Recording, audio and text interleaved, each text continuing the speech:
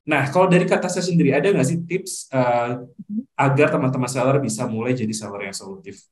Tips-tips yang direkomendasikan nih untuk seller dapat menjadi seller solutif dan bikin pembeli betah belanja. Yang pertama itu Gesit ya. Gesit memberikan layanan prima selama transaksi. Nah, di sini tuh disarankan untuk teman-teman seller untuk dapat membalas pertanyaan pembeli dengan ramah dan cepat agar pembeli itu senang dan keputusan dalam pembelian pun dari sisi pihak pembeli itu lebih cepat gitu.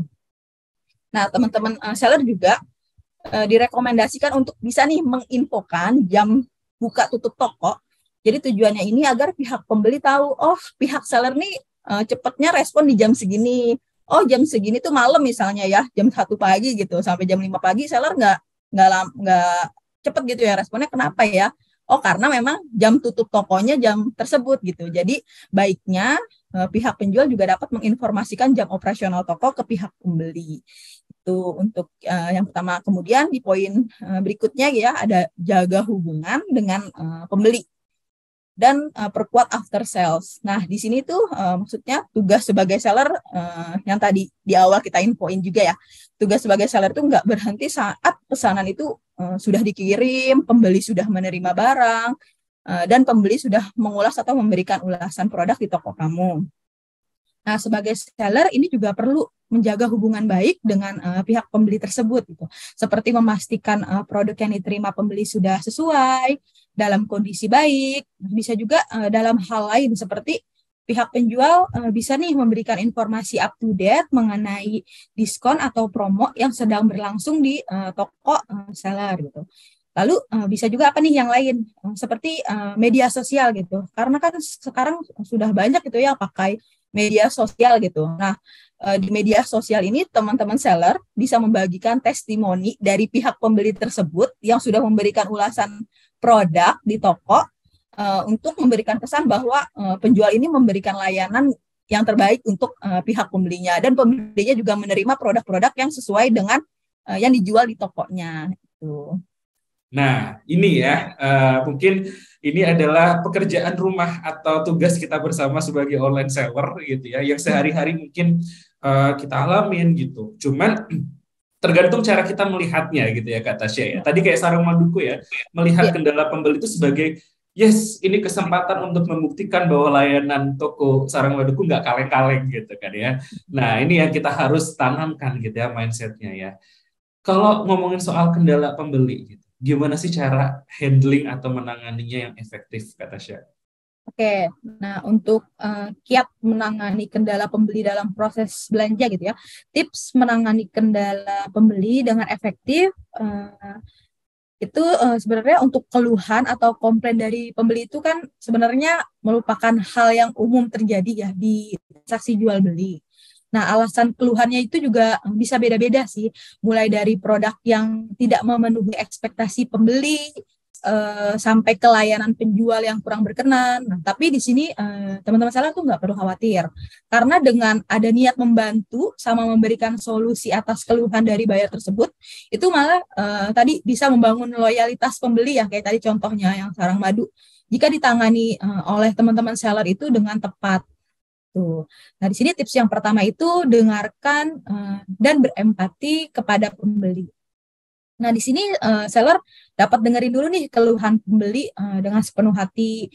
Coba kita buat pembeli itu merasa didengar sama fokus terhadap ucapan mereka gitu. Jika kita juga dari pihak seller coba hindari untuk menyela gitu, menyela apa yang sedang diutarakan oleh pihak pembeli gitu. Apalagi berbicara ketus ya atau menggunakan caps lock gitu dari pihak penjual itu disarankan untuk dihindari karena dapat memicu pembeli marah juga biasanya kalau pakai caps lock apalagi ya. Nah, jika komplainnya dilakukan pembeli melalui fitur chat, teman-teman seller juga dapat usahakan agar balasnya cepat dan ramah. Tuh, tips yang pertama. Lalu selanjutnya yang kemudian itu tadi tunjukkan empati ke pembeli ya.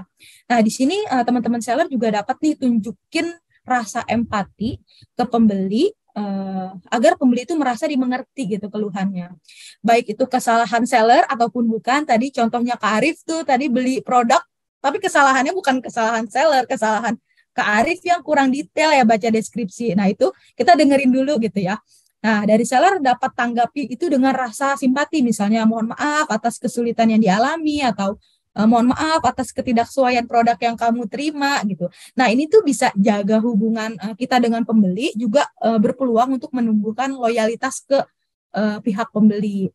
Itu. Nah, selanjutnya ucapkan terima kasih dan maaf atas kendala gitu ya. Nah, ucapkan terima kasih atas komplain yang diberikan pembeli. Ini kenapa kita ucapkan terima kasih gitu ya? Karena komplain itu sebenarnya nggak selalu jadi hal negatif gitu. Bisa juga nih jadi masukan untuk teman-teman seller dan teman untuk tahu oh apa aja sih yang perlu kita perbaiki gitu. Misalnya pihak pembeli itu salah beli karena mungkin deskripsi produk kita nggak detail gitu. Oh, jadi pihak pembeli ini komplain, bisa jadi masukan juga nih untuk teman-teman seller memperbaiki misalnya ya deskripsi produk kayak gitu. Nah, untuk itu tadi diinfokan kalau misalnya seller dapat ucapkan terima kasih ketika pembeli mengajukan komplain atau saran gitu. Lalu tunjukkan juga pihak seller itu terbuka akan masukan. Gitu. Terus di sini kemudian ucapkan maaf secara tulus meskipun kesalahan itu bukan di pihak seller sebenarnya. Jadi ini bukan tentang siapa yang salah atau benar. Sebelum kita menggali lebih dalam keluhan dari pihak pembeli, di sini teman-teman bisa ucapkan maaf terlebih dahulu karena kata maaf ini tuh bisa mengurangi tingkat kemarahan pihak pembeli gitu. Jadi yang tadinya udah kesel, walaupun dia salah sendiri gitu ya, kesalahan dari dia sendiri, dari pihak sellernya minta maaf gitu. Ini tuh bisa mengurangi tingkat kemarahan pihak pembeli itu. Itu. Terus lanjut nih ke poin gali fakta lebih dalam mengenai kendala yang dialami dan tawarkan solusi. Nah, di sini teman-teman seller juga bisa bertanya dan catat setiap informasi penting yang pembeli utarakan gitu. Jadi mulai kayak data pesanan, detail kendala yang dikeluhkan, terus mungkin dari pihak pembeli juga menawarkan atau memberikan solusi gitu ya.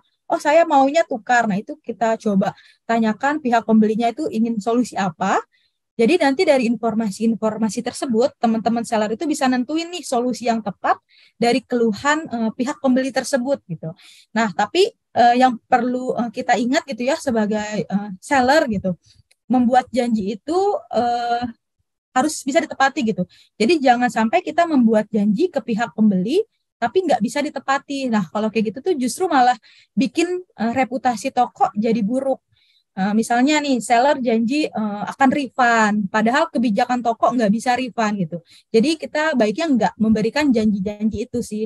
Jadi pastikan solusi yang teman-teman seller berikan itu sudah sesuai dengan kebijakan toko. Itu.